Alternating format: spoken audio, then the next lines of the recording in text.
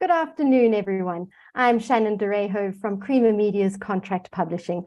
Welcome to our webinar on ESG and agriculture, where an expert panel aims to unpack whether it can add real benefits to the sector or if it's simply a distraction to the challenges facing the industry. Today's webinar is hosted on behalf of ESG Africa Conference.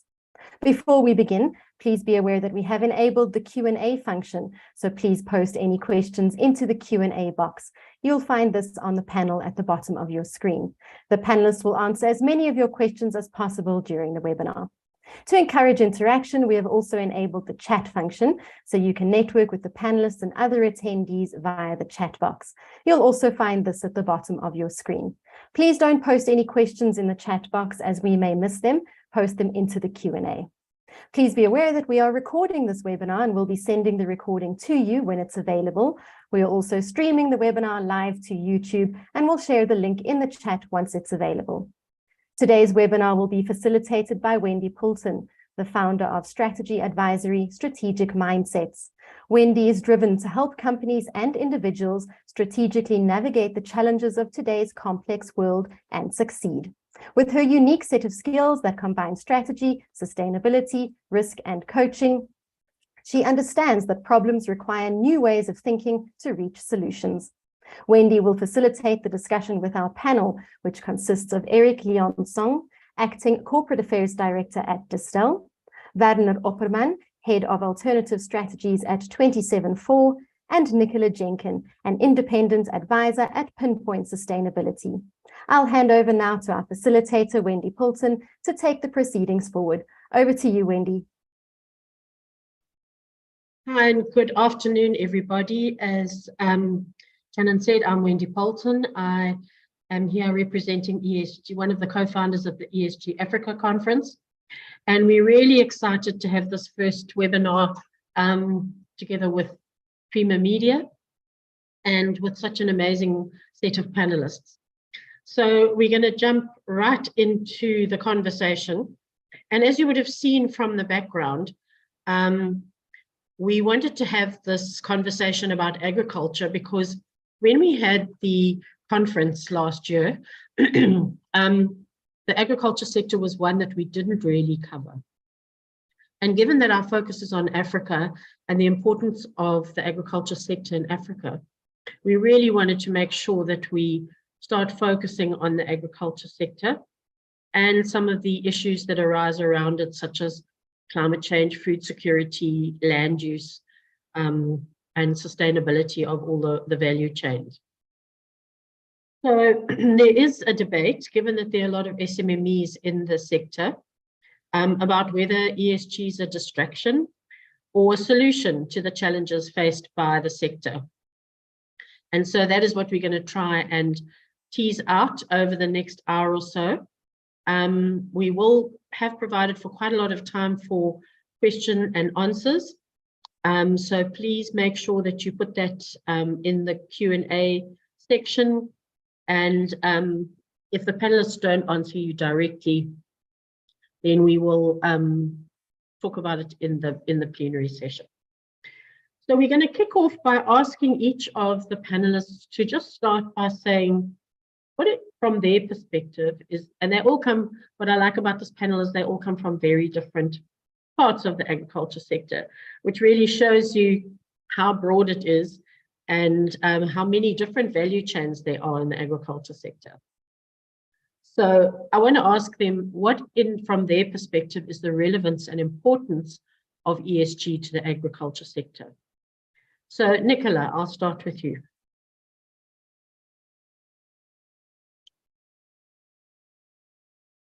Apologies, I just realized I was on mute. Thank you very much, Wendy. So I'm coming from the sort of policy perspective and looking at the larger agricultural system and food system in general with a sustainability lens. And I think why it really is important is that particularly with it being exacerbated following COVID, is this real need around traceability. So where does our product come from? Is it healthy? Is it secure? And I think added to that, and it was sort of really again unearthed with COVID-19, although it always existed, in countries like South Africa and the rest of Africa, is we've got this real dichotomy between large-scale commercial, highly technical agricultural systems and production methods for the export market, for example, through to lots of smallholder farmers. And I think this really, COVID, for example, really unearthed the issue around power dynamics, the flow of food from farms and access, and therefore food security. And often we see memes, my brother's a farmer, just trying to illustrate the real value and importance of farming. And I think that's really why, you know, that's some of the reasons why I think ESG is particularly pertinent for Africa. Thanks, Nicola. Berna, your thoughts? Thank you.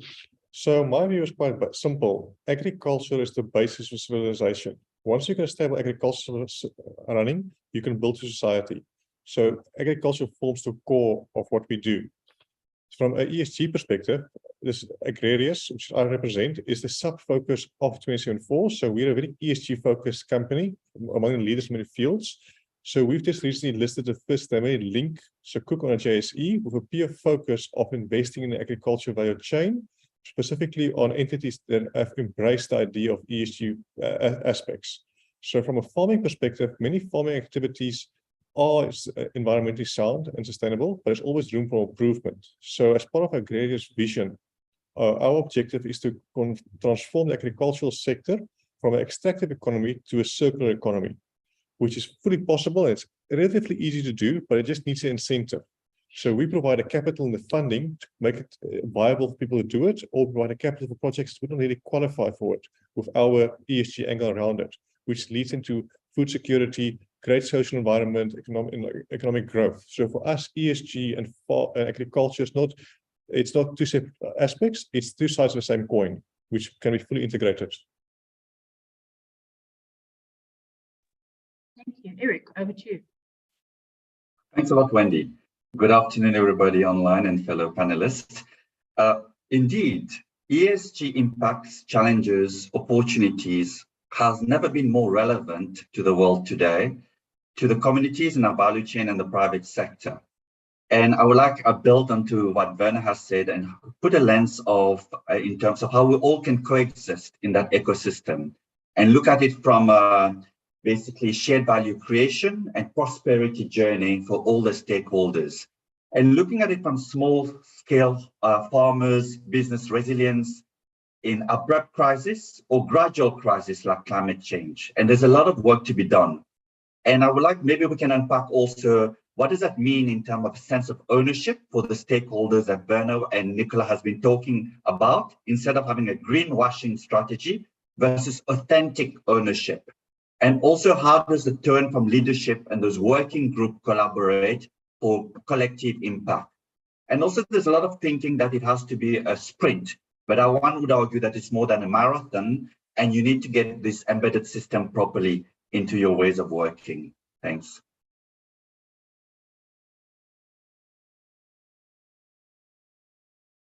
Thank you, Eric. Okay, so the next question that we're going to start thinking about for the agriculture sector is, you know, we get a lot of complaints from people that ESG can be quite onerous. There are lots of different reporting systems. If you're exporting into different countries, you can have different requirements depending on what you are exporting into.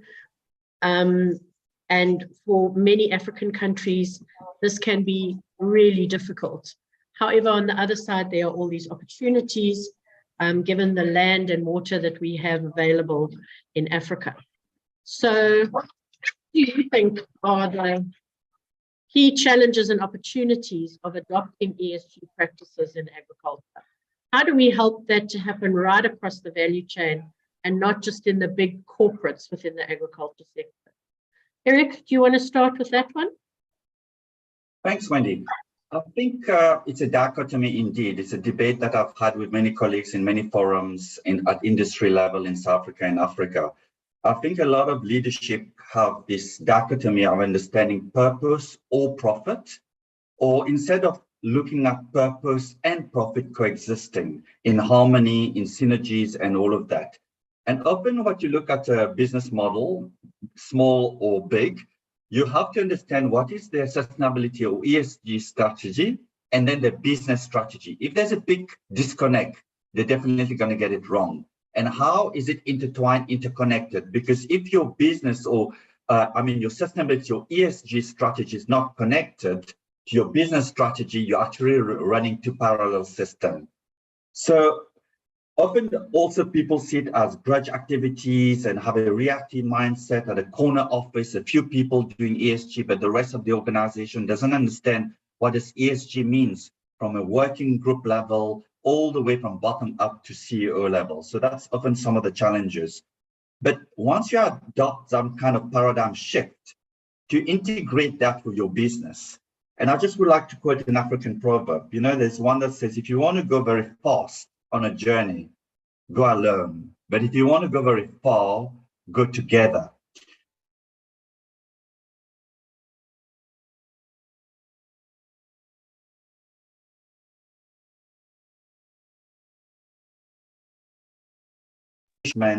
Your cost control, your business sustainability, business continuity plan, and access to market, more mature partnership, access to co-funding opportunities, and making it all work for your organization. Even your governance in terms of becomes more robust because there's a lot of more peer collaboration. And even for us at Distel, we look at it from a product differentiation, from an NPD perspective, and also localization and supply development program and the likes. Thanks. Thank you, Eric. Nicola, you look at food systems. So, and I know the work that you and I have done together, we're very passionate about looking at that ecosystem and the systemic nature of the problems. What are some of those opportunities as well as challenges that you see coming out for the agriculture sector? Thanks, Wendy, and for raising that. In fact, it was something I'd highlighted on my little note, and it actually builds on everything that Eric has just mentioned. Is instead of seeing it as these two different things, I can't be profitable if I also want to be green. I think one needs to identify how, especially if you're a big corporate, how you can actually contribute to the common good, and how through contributing to the common good, and that may be your local system or your local community, can you thereby bring value to your company. And just a simple example of that might be through ensuring that there is adequate professional development of your staff, not just your senior management, and to ensure that those who you employ have got the adequate skills and are offered decent jobs, decent wages, and decent hours. So that might speak to the social dimension of ESG.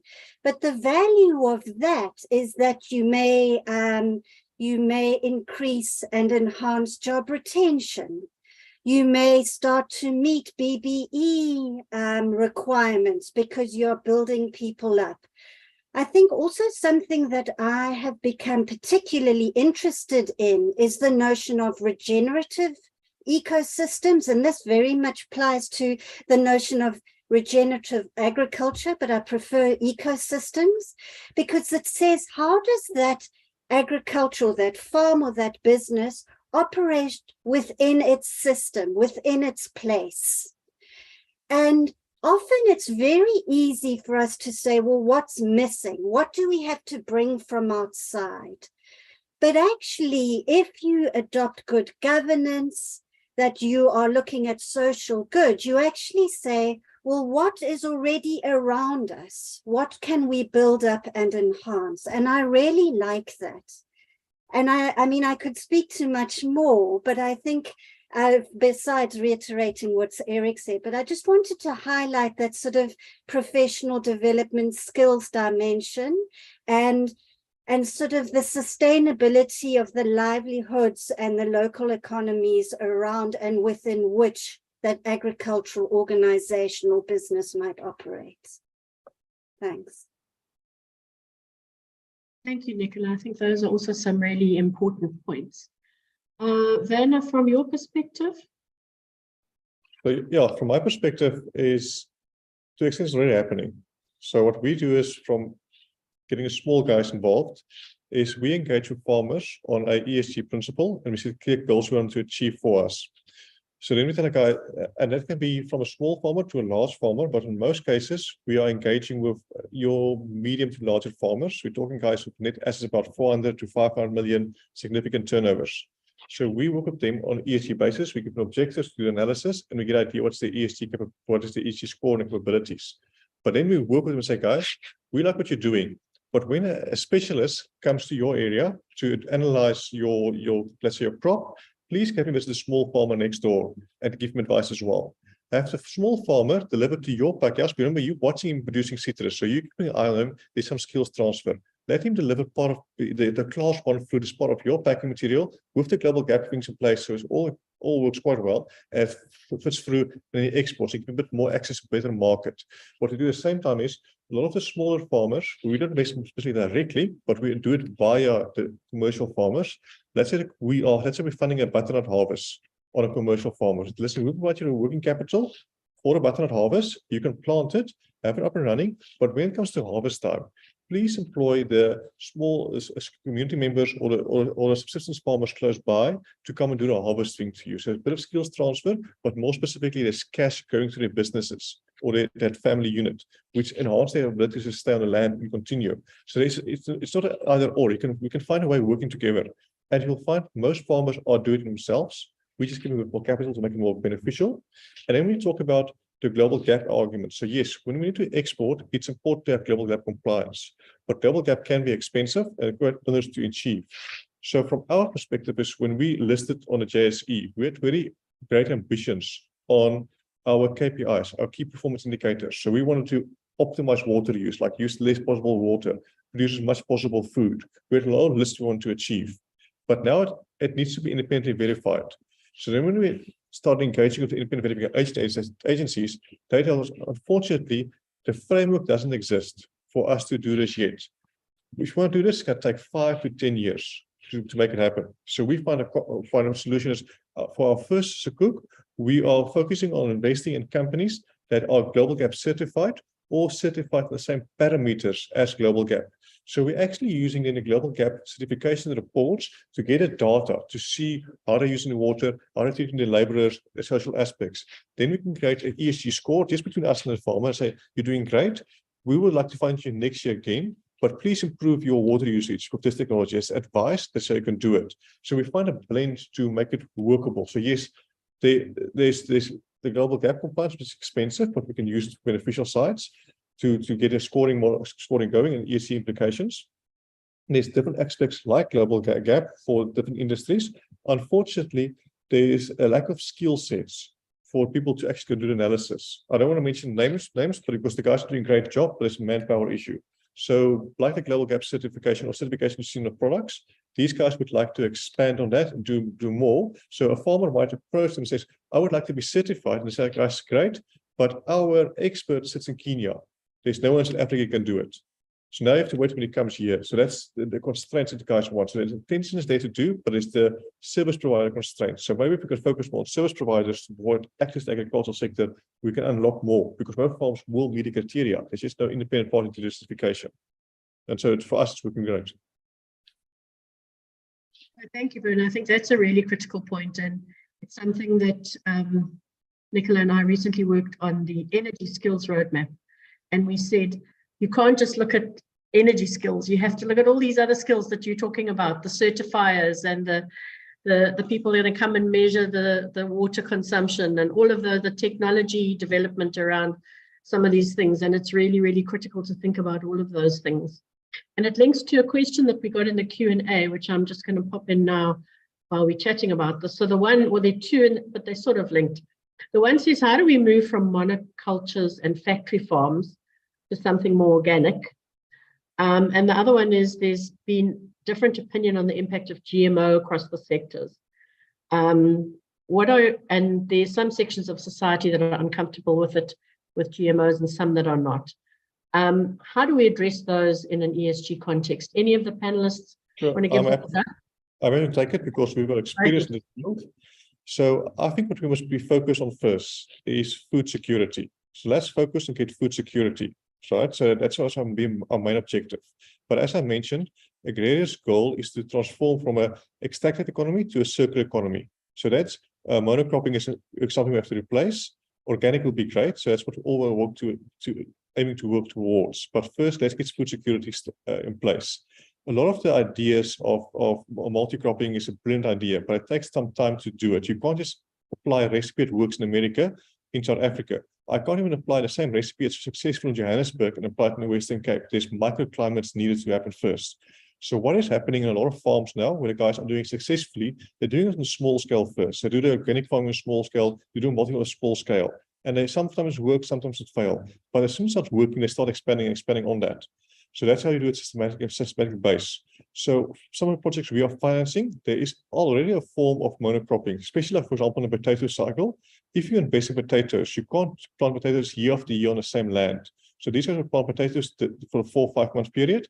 They will replace it with lucerne to do cover cropping. They will then use the lucerne to feed some animals, be it sheep or cows, and they replace it already on a cyclical basis. That's already happening on the same basis. Other projects we're looking on is to do more intensive farming, let's say on a spilpint, where you grow specific different cultivars of crop and you feed your animals. It's projects we're looking to invest in. So it's already happening and it's already focusing onwards. So yes, I think in the future it will be normal. What you find, farmers are very innovative. As soon as they see something works, they will copy it and expand. So once we get a few case studies of multi-cropping or organic farming working, it will happen automatically. The question then, the second question was on GMO. So yes, GMO can be very controversial. So I think we must offer consumers choice. So have products available as heirloom seeds. People can use those ones. Other people might prefer the GMO, but there's different forms of GMO. So yes, let's just do the extreme example. You can, for example, let's say you produce you cross peanuts with wheat. Let's just ignore the science behind it. But the reason why you would want to do it is to get bigger kernels of wheat. So then you produce more wheat, so it leads to food security. But what if someone's allergic now to peanuts? He buys bread, and then the trigger in the peanuts now in the grain. So that's the ethical questions we have to solve. So that's something else I think is all debate further on. But what if you modify it just to have the wheat not grow as high, just grow lower? So that means the wind impact is less, so you produce more food. So it's just a link factor around that. So I think we must be careful about just bad mouthing GMO across the board. If it's done scientifically in a clever way, let's look at it, but also give people options to look at your heirloom seeds and flexibility around that. So it's definitely happening. No, thank you, Vernon. I know they've done a lot of GMO work around drought-resistant crops, for example, to mitigate the impact of climate change. And exactly. Yes. So yes, it can have its positives and negatives. Nicola or Eric, do either of you want to comment on that as well? No, I'm Eric, perfectly in agreement with Werner, and I think it depends by country, and you have to take consideration of food security, and also needs to be consumer-led in terms of the demand. And most of all, it's about transparency of the action. You know, once you have transparency in terms of what you're doing, at a country level or the farm next door, or in terms of your value chain end to end from soil to sip, as we refer, you're actually giving the choice in terms of your action, in terms of what you're doing, but not being transparent on it would be highly unethical. Yeah. Yeah, and I would certainly, there are two take-homes there. One is I completely concur with Eric on transparency. And I think with all these initiatives, you know, whether it's ESG, just transition, you name it, we seem to be having a dearth of greenwashing again, which I thought was kind of left in the 80s, you know. And then I concur with Werner around food security. But also I think there's place for both. So, you know, as Werner alludes to, You've got commercial crops, which are standard big crops that we all need. And I think quite often, I'm often quite interested in this discourse around big is bad, big uses GMO chemicals, fertilizers, and are not sustainable. And then the small guys are amazing and they're organic. And actually, that's, I'm going to put my finger up here and actually put my head over the parapet and say that's actually really unhelpful. Because actually there is evidence of smallholder farmers all growing the same thing. You have food waste, using a lot of chemicals because they're actually cheap, and really bad chemicals because they're cheap. And then you have large scale farmers, and because they tend to have capital equipment, may have tendencies to explore the options that Werner mentioned and alluded to, can trial things. And I think what it actually probably comes down to is how do you cross-pollinate the two? And it may be organic, it may be permaculture, it may be reducing waste. There's so many different dimensions, as opposed to being siloed in on one and therefore having unintended consequences. No, thanks, Nicola and Eric. Those are also really critical points as well. We've spoken quite a lot about the challenges. Werner, you touched a little bit on one or two opportunities of ESG, like exports into new markets and that. Are there any other opportunities you think that we could be looking at for Africa in general? Because I want to start shifting the conversation to, so what do we have to do differently in Africa? The ESG Africa conference has really tried to make sure that we don't just accept these things from overseas all the time, and that we, obviously you have to if it's an export market, but that we push back and we make it something that's workable for us. So what does the panel think about that? Eric, do you want to start with that? Thanks, Wendy. I think I can take it from the beverage industry value chain in terms of what we, the challenges and opportunities we're experiencing. In terms of, first of all, it touched a little bit with the GMO conversation in terms of centralization of data, transparency of data, understanding the roadmap ahead and building and mind the gap and skilling up, a lot what Werner was talking about, right? So for us in the ESG space, we had to deal with a lot of, if we're not proactive on a lot of things, on water scarcity and challenges on the E side, and then on the S side, in terms of upping our game on human rights, SMME development, living wage versus minimum wage, understanding what are the big ticket items that we need to focus on. Generally, there's a lot of glass ceiling for women in agriculture, for example, that need to be tackled, right? But lastly, if you want to take it at a macro level, I think the time is right to shift from this transactional partnership to a more transformational partnership in the ecosystem now.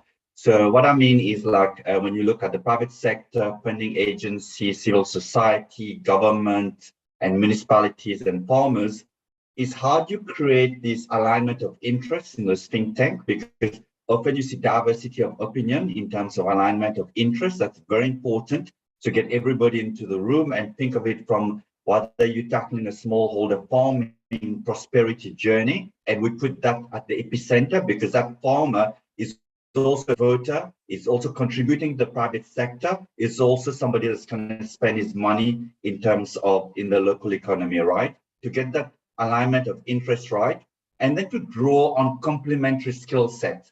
So civil society, government, academia, and don't have to go directly with money funding. They all bring different elements in terms of complementary skill set to the table. And how do we draw on that? And lastly, those partnerships won't work if there's no fair value for all.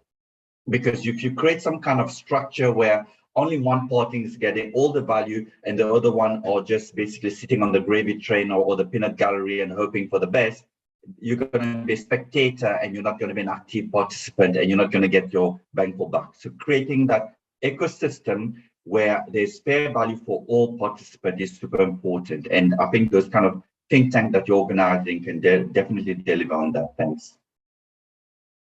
Thanks, Eric. Werner? I have a similar approach, but my view is quite changing diets. So what my thinking or argument I'm making is we in South Africa are biased towards a Western diet. So we are eating cattle, we're eating sheep, which is not local to this area. So it's quite intensive environment to do it. So what we can do alternatives as Africans, why don't we create a market for local produce? We've seen the success of rooibos having on a global market scale. Why can't we do the same for cassava? Why can't we do the same like eland? Eland can be tamed like a cow, so we can have a game meat, with ostrich meat, with all these call it crops in Africa. It's unique to Africa. Let's try to commercialize it now on a clever way of farming it and create markets for us on a global scale. So once we get a market and there's money flowing towards it, we get the social aspect, we get the environmental aspect, economic aspects all flowing through. So if we can explore resources and create a demand for African products, which is naturally occurring, and we get it protected, like champagne is protected in France, we get the same protection in place. And then we can actually leverage the capital available all over the world, channeled back to Africa. So that's my practical perspective how you can do it. Yeah, thanks. I know that, for example, palm oil, which is grown, as you guys know, through the whole of Asia, is actually an African an African tree that came from here. And yet all these other countries have made so much money out of palm oil, and we have not. Yeah. Nicola, your thoughts? So just building on those again, I think for me, one of the biggest things is also to bring together large and small, informal and formal, and I think Eric sort of alluded to that as well, and Werner as well. You can procure from the small if you're a large, and so on and so forth. And I think this is really important, is to not see them as separate systems, because what you often have is small is often seen as needing help. And there's a lot of aid involved in that. So the large are different and damaging. And I think we need to really challenge that discourse, but also bring it together from the perspective of economic supply and flows of economy and money, as well as sharing of skills. I completely concur with Eric about seeing, and you alluded to it as well, Wendy, around skills and looking at the whole skills system. Yes, you've got the core, the farming, but that you need everything else around that, whether it's a policy maker, the researcher, or the academic, for example, or the teacher. We often forget about the agriculture teacher. And are our skills systems, our colleges, prepared to skill those? And the answer is no. We've been doing a lot of research, and in South Africa alone, very few of our TVET colleges actually offer agriculture, and they are situated in rural areas. So I think that's really something to invest in. And then also picking up very briefly on that point that Vanna made about context. And I think that's really important. And being proud of our context. I think South Africans in particular are very good at thinking everyone out there is best and doesn't suffer from problems. And yet we're incredibly capable. We always tell ourselves how resilient we are and innovative. And I think it's about showing that and being an equal voice on the international stage. And I think that's really important. And then just finally, I think it will be, and this might have been something that Eric picked up on, but it's something Eric and I are working on with the Consumer Goods Council of South Africa, is saying, where is the best place to leverage change? And often leveraging change is siloed. It might just be looking at agriculture or at one solution, water. But it's often best if you actually look at those connected biggest issues. And so in Agrican food in South Africa, that would be the nexus of water, energy, and food security. So therefore, saying to yourself, when we're going to adopt an intervention, let's go for an intervention that enhances food insecurity. Let's look at one that may make ourselves more resilient to energy volatility and to enable ourselves to use and look after water better. And if you look at something that ticks those three boxes, you're likely to leverage more change and benefit the society around you. Thank you. Thank you, Nicola. And you've actually answered some of the questions that are coming up in the chat around climate change and water, particularly being a very big stress factor for South Africa, floods and droughts, depending on where you are, and this energy, water, food nexus. I mean, we talk about this carbon border tax adjustments that the EU is going to put in place, and we think about manufactured goods, but we oftentimes forget about food products and agricultural products going as well, and also being subject to, because of their energy use, a carbon tax, but also other practices that we have. And there's a question, I think, specifically that you could answer, Vanna, around how can agribusinesses access climate adaptation finance and having carbon offsets for soil organic, carbon utilizing organic waste, those kinds of issues which reduce the amount of CO2 being emitted into the atmosphere. Vanna. So to be blunt and to the point, they can't. They literally can't.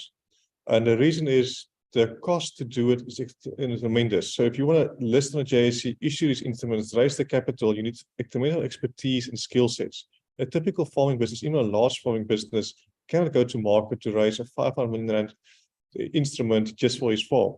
So on an individual level, they can't do it. So what we would have to do is we have to collaborate, get a group of people together, come to the market to spread a cost, and then issue the instrument. But then it comes back to the question, who's going to do the verification? Who's going to do the science behind the soil aspects? So that's what we did to extend. We listed the 10-year note program, and we can have multiple issuances. So what we will be doing is we will be collaborating with entities such as LISA to see if we can get a group of guys together. We develop solid science, so it must be science-based approach, and then we will go and help raise the capital for these kind of projects.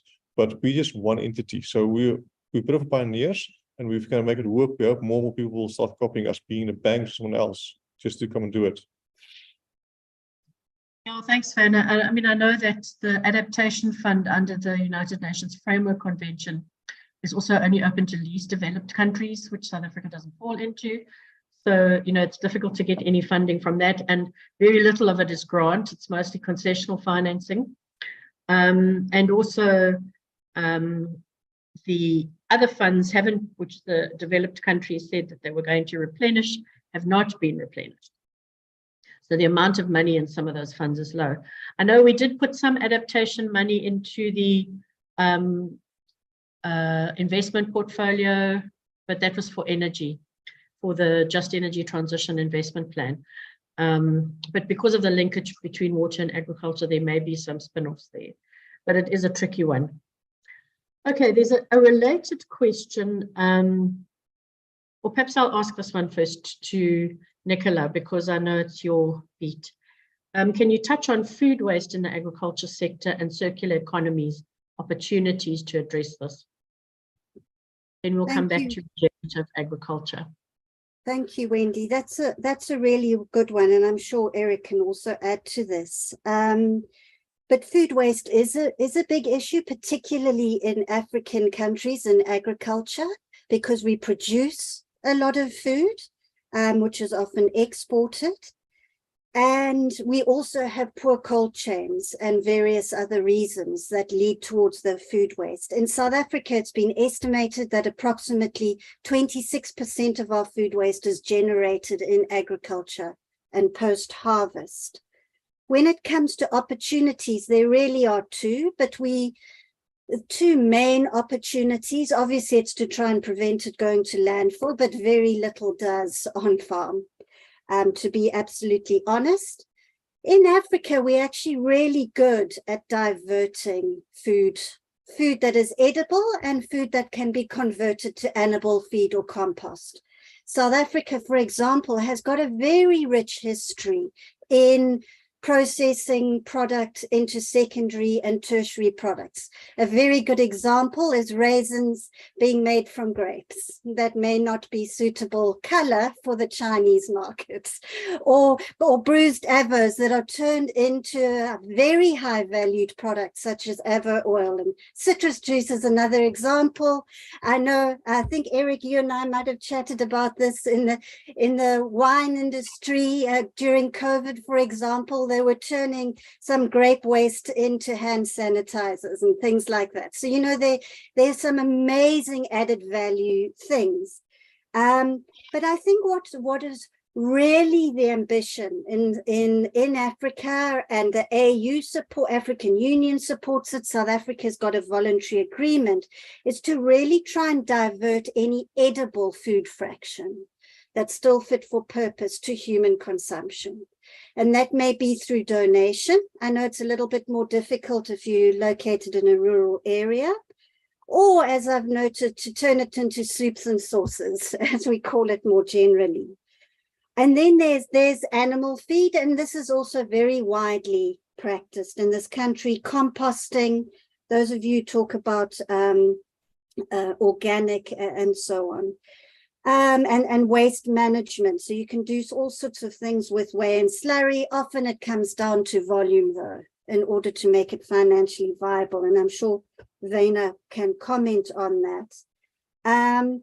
And then you've got all sorts of ways. It's another good way to bring in SMEs, is around the problem solving and bringing in solutions for that. I can talk about this for days, but I'll just leave it at that. Thanks. Eric, do you have anything to add to that? No, it's exactly what Nicholas said, is understanding the value chain and also how to create a circular economy and use to reuse. And I mean, we've had lots of examples at Distel, what we've done in terms of how do we look at various grade of grapes for human consumption and feed and all of that. And another example is in the apple orchard. You know, everybody's farming for the A grade apple, which is basically for export, and then the B grade mostly for South African consumption. And then what we call the ugly C grade apples. Nobody understands that in waste, but we use that as basically apple juice concentrate. Once it's a concentrate, you don't care how it looks, right?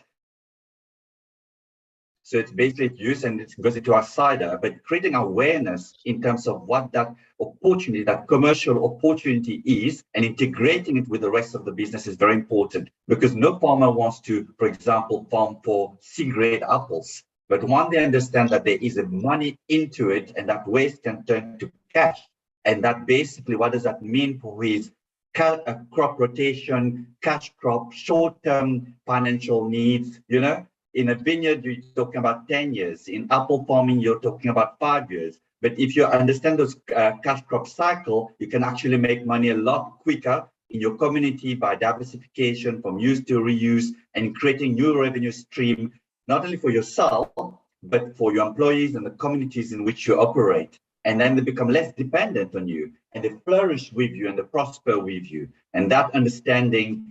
And to Nicholas' point, we're involved in the Consumer Goods Council, has got a work stream on that and linked to the global one. Yeah, thanks. Thanks, Eric. I can also add to that. Okay, go ahead, Rand, and I'll come to you, Nicola. So on a practical case, what we did on an investment case was towards the end of the mango season, there's a surplus mangoes in the market, so the price crash. It doesn't make commercial sense for the farmers to transfer these mangoes to the market. They want to cover the costs. So we provided funding to buy up these mangoes, put it in cold storage close to the farming operations. From there, it was processed into dried mango, which ended up being exported or sold to Woolworths in the shops. And so it's simple, we're just having some capital to store the food until we can process it. That was a quick solution. Other projects we're working on is the recycling of waste, especially abattoirs. There's a lot of waste on that side, which can be used for biogas generation. It's also being used into fertilizer. It's active projects. But to me, the quickest solution to everyone is we as consumers can change our minds. So we've got a class 1 and a class 2 fruit that gets exported, as Eric mentioned. Why don't we just create another class called Nature Loved? So it's the same fruit, it's exactly the same. The only difference is there was a bit more wind. The lemon got bumped to the tree a few times. Now it's got a dark side. Inside looks the same. It's just the outside looks different. So if we can get like a class on Woolworths or a class on Pick n Pay that says nature love, you immediately create an incentive for people to just do the sorting and channel to that market. And it's literally identical to the one being exported. And it's a quick solution. Thank you, Werner. I know Jamie Oliver is a chef I follow, has got this wonky vegetables thing, whereas you can have a carrot that's got 2 parts to it, because it tastes the same. Yeah. Nicola, you had your hand up. Yes, so something I just wanted to add, and it links back to one of the previous discussions all of us mentioned, was around, I suppose, power dynamics within the food system and within agriculture. And I think this is really pertinent for food waste. I regularly come across how those dynamics play out. And that is one, and Van has alluded to it, is retailers and retailers wanting full shelves. And as a result of that, you have a pushback down the system where you have farmers and suppliers producing more. Because they will get shafted basically if they can't provide. So the risk is to produce too much, and sometimes 40% too more. And then there's also the issue of exclusivity. And some retailers and suppliers say that a farmer must supply an exclusive potato or an exclusive, I don't know, tomato or lettuce. And what that means is that that farmer is not able to sell that product on, or even maybe turn it into a raisin, for example. And that can result in serious food waste or food surplus. And so I think one of the challenges, and it's a real opportunity, is to really, for the agriculture to be transparent about that, but to also really engage, and for retailers to engage around production and planning and the implication of their knock on their decisions further down the chain. No, thank you, Nicola. And can I just ask, we're getting a lot of questions in the Q&A. If you guys can answer some of them while we're going, please do. But there's an interesting one here I want to just focus on a little bit, and that is they're talking about the chocolate value chain, but there are many others where Africa gets accused of deforestation. It's the same in South America. You have deforestation, and then a lot of social issues like child labor and all of those kinds of things to grow these crops. And you also lose biodiversity and their water implications, etc. What's the panel's view on that? It's a real challenge for Africa. How do we deal with those kinds of drives to get money and to have, commercial farms with some of these social and environmental issues that we see pop up? Eric, do you want to start that conversation? I think there's a lot of learning that we can take from more developed countries, it's in terms of fair trade and access to market and improved shelf space. I mean, if you look at the wine industry and in the orchard industry as well, in terms of premiumization, it's not only negative, there's also a lot of positive in doing the right thing and being able to premiumize your product because you have traceability, transparency, and your ESG metrics are very much in order. So that's a lot, you see a lot happening. And I think with the advent of social media, Instagram and all of that, everything is instant disclosure. Everybody's a journalist right now, every generation Z is a journalist. So civil society and all of that is very much aware of all these challenges they're talking in terms of lack of ESG or challenges or child labor and all of that. And I can tell you, those infringement can make major reputational attack on companies, and I'm sure all of them take them very seriously.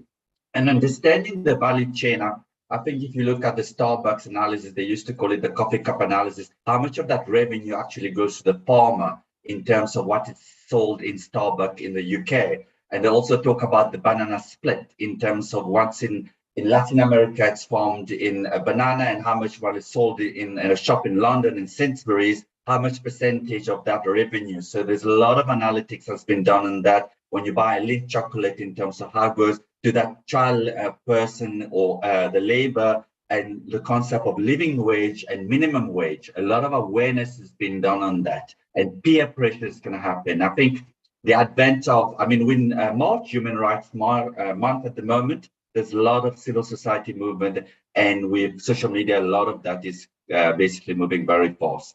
So I would encourage everybody to do the right thing and to go beyond compliance. Yeah, and participate into those think tanks. Yeah. Comment. Thank you, Eric. Anyone else want to comment on that? Werner or Nicola?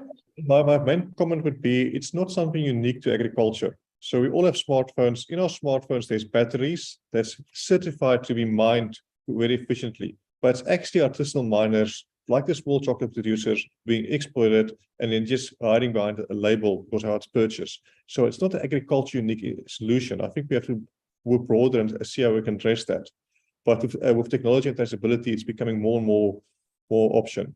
So we can use the pro technology at it and solve it. Nicola? She's agreeing with Werner. Okay. Nicola, you're on mute. Okay, I think we're going to turn now to look at some of the financial implications. And Werner, you have touched on some of the issues around getting financing. I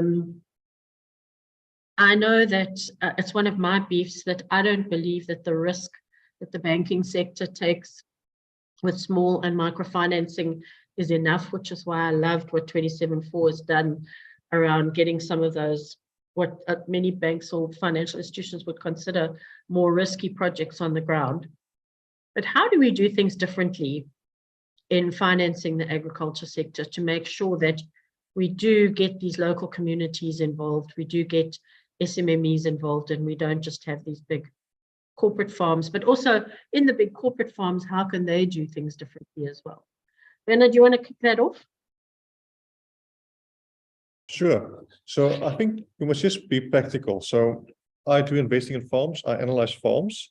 So the manpower and skills you need to analyze a large farm and a small farm is almost the same. There's a baseline estimates and the economic scale kicks in. So we can't do a transaction for 10, 20,000 rand. It's physically not possible. It's not doable. So what we are doing in that specific case is we're trying to work with communities, get them together, and in the community level we can get involved. But then there needs to be a first loss, or so some call it grant funding to help with that risk. But it's very important. We can only do a project that make economic sense. So once the grant funding dries up, the project must continue on. So we're only looking for commercial projects that has economic life post the grant funding. So it's growth capital. And a lot of these projects that actually qualify for these grants are not commercially viable in the long term. So then we can't get involved. So it gets cut off. So what our approach is to work with the large commercial farmers and then help them to incentivize them to work with the communities. As I mentioned before, by either buying from communities, doing a skill set from that. Projects we're looking on, for example, on the abattoir side is we say, guys, what we will do for you is the abattoir, it's still large abattoirs. We will provide like working capital for you for it, and there's two ends towards it. The first end, you are supplying to Pick and Pay, you're making products for McDonald's, Burger King, okay, that means my carrots are sorted. But you're also supplying meat into the townships. So we want you now to give preferential treatment to those township butcheries, that you can give them a care in terms of 30 days or 60 days and a longer time. It's still on your balance sheet risk, but now you've got a new offset market, so now I can put it through. Now, what we link to that now is we go all the way back. So when they start buying the cattle into for the feedlots or into the abattoir, they do the bulk of it on commercial auctions because you just need to scale. But so listen, guys, can we do like 5% of your purchases from communities? But how you do that is you need to go to a community, inform them that from now on, once a week, you will come and you will buy cattle from them. So they will come and you collect the cattle from them. So that's the first incentive. But at the same time, as you might need to buy a piece of land, set up a holding pen, and they can bring the animals in there, and then you can keep them for a week until you've got enough available to send a truck to make commercial sense. It's a cost that you cover. But then it needs to be education and skills transfer. And how you can do it at a basic level is start by buying up all the bulls in the area, and then you donate better bulls to the area. So you improve the genetics of that cattle herd, and you filter always that thing through. And that's a simple solution that you can get from a commercial operation that we do, from JSE listed capital raising to these large commercial operations with these nuances around it to filter to the small sites. So that's unfortunately the reality of it. It's not practically possible for a guy looking for 10,000, 20,000 rand. Thank you, Werner. Do any of the other panelists want to talk about financing and its importance in terms of ESG? What are the financial institutions looking for? And are we doing enough to make sure that African issues are on the table? Eric. Thanks, Wendy. Yeah, just to build that in terms of what Werner is saying as well, what we've adopted a bit at Distal is more like looking at the commercial viability is super important, and also looking at some kind of blended funding model where you look at various partners in the value chain and what everybody can discount to make the value chain work. That's sometimes one of the solutions we've looked at. And also looking at consortium and a buddy system for that skills transfer that Werner is referring to that. So basically, you're looking at a hub and spoke model where the commercial farmer is at the hub and the spoke will be the SMMEs that benefit from the skills and assets sometimes from the main commercial farmer in the middle.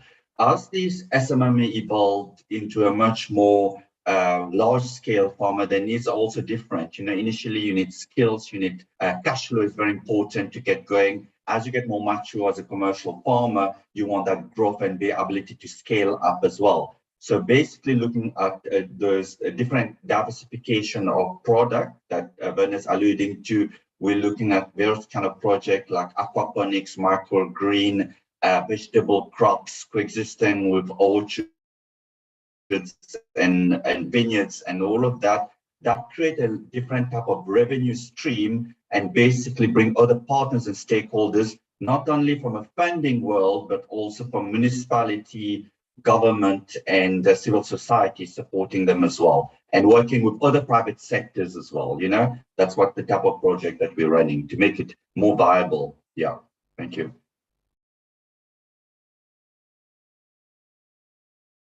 Yeah, and spread the risk around, which is a great idea. Nicola, you want to add? Just it's not my area of expertise, but just to build on Werner and Eric, and a comment you made earlier about microfinance, Wendy.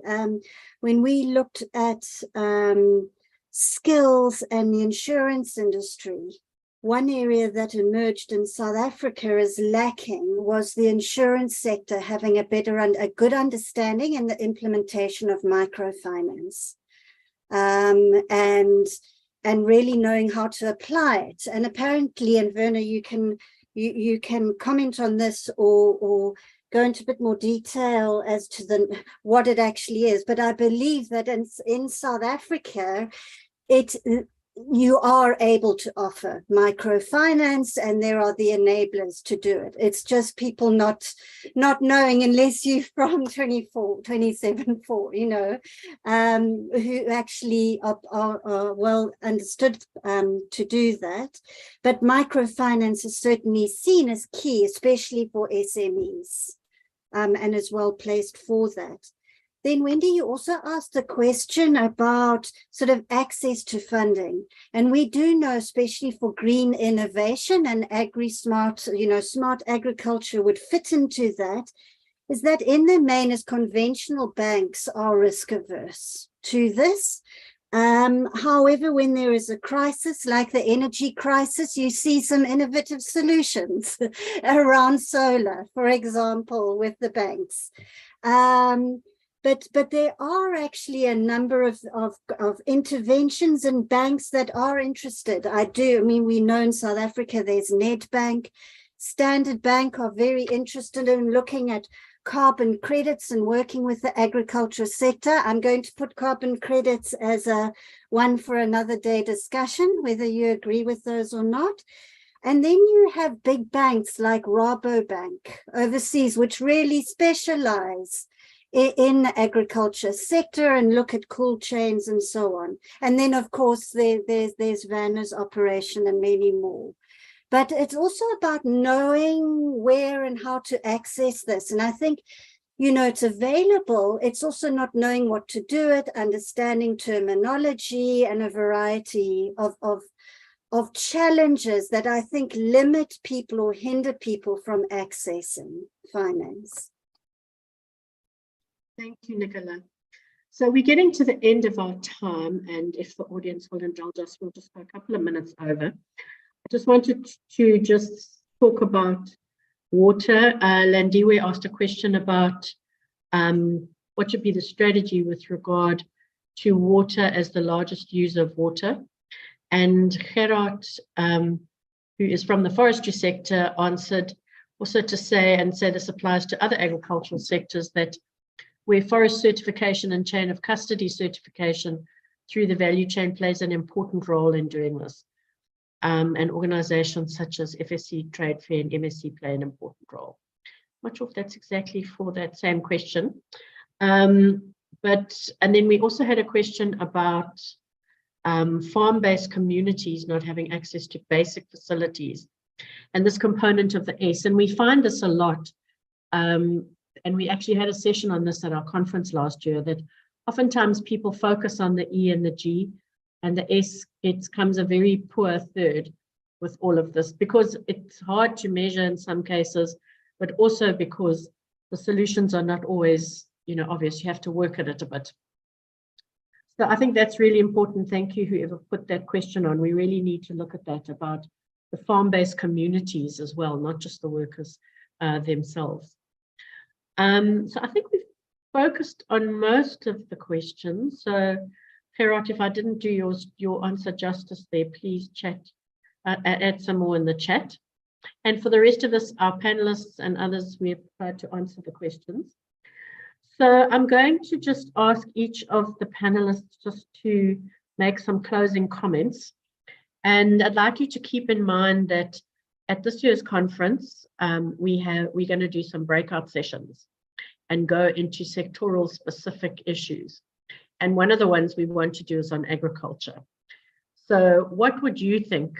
You can make closing comments on what we've discussed, but also what do you think we should focus on in that session? What's going to add the most value to ESG and agriculture in South Africa? So I'll start with Werner. So my solution would be simple. Have breakaway sessions how we can make it practical on an individual level. We don't have to wait for government, we don't have to wait for anyone else. It's changing consumer patterns, demanding from retailers to do something differently, talking to your farmer communities. Nothing stops you guys from getting other guys together, do a fundraiser and install solar panel at the farm to make it more commercially viable, or start with small communities. The guys lacking a kraal to collect the animals to. Nothing stops us society to do it on an individual basis. There's no need to wait for bigger guys to do it. I think the incentive should be, don't wait for someone else, just do it ourselves. And that's empower people to take the initiative and do it themselves. Thank you. That's great advice. I think that's what you guys have done, right? You've gone and found an innovative solution and you started making it happen. Right. So thank you. Nicola. Just building on that. And I think we've heard today that there are many examples of good practice and lessons to be learned from what's been implemented in South Africa and Africa. And I think if a breakout session could really be that sharing opportunity, because quite often examples of good practice are from the north or from developing environments. So I think to share African-centric examples of good practice would be a good start. Thank you, Nicola. And last but certainly not least, Eric.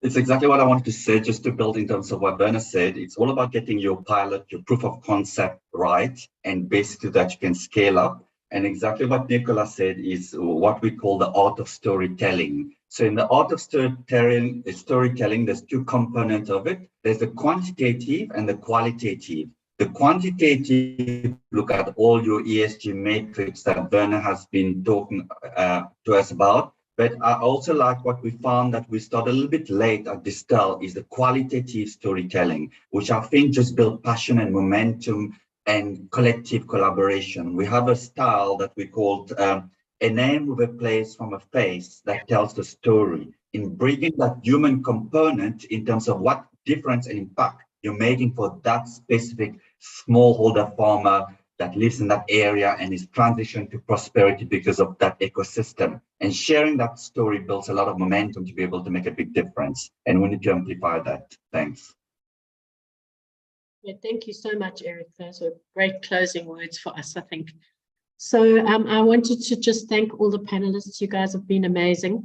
Thank you for giving your time and sharing all your knowledge. And we'll definitely be calling on you for our breakout session for the conference. And thank you to all the very active participants we had online as well, all the lovely questions. And with that, I will hand back to Shannon. Thanks, Wendy, and thanks, panelists. Yes, I agree. What an engaging discussion. I was riveted the whole time. And that does bring us to the end of this webinar. I'd like to take this opportunity to say thank you very much to Wendy for enabling an engaging discussion. And thank you to our panelists, Eric Leon Song from Distel, Werner Opperman from 27-4, and Nicola Jenkin from Pinpoint Sustainability. And finally, thank you to the attendees for taking the time to join us for this discussion on ESG in agriculture, which explored whether ESG is a distraction or a solution to the challenges faced by the industry. The next ESG Africa conference will take place on 25 April at 3 p.m. and focuses on the business case for ESG. A link to register for that webinar has been shared in the chat, or you can email us for more information. The recording of today's webinar will be sent to you in due course, and if you have any additional questions, please be in touch. You can reach us at shannon@creamermedia.co.za. Thank you for your time. Stay well and goodbye.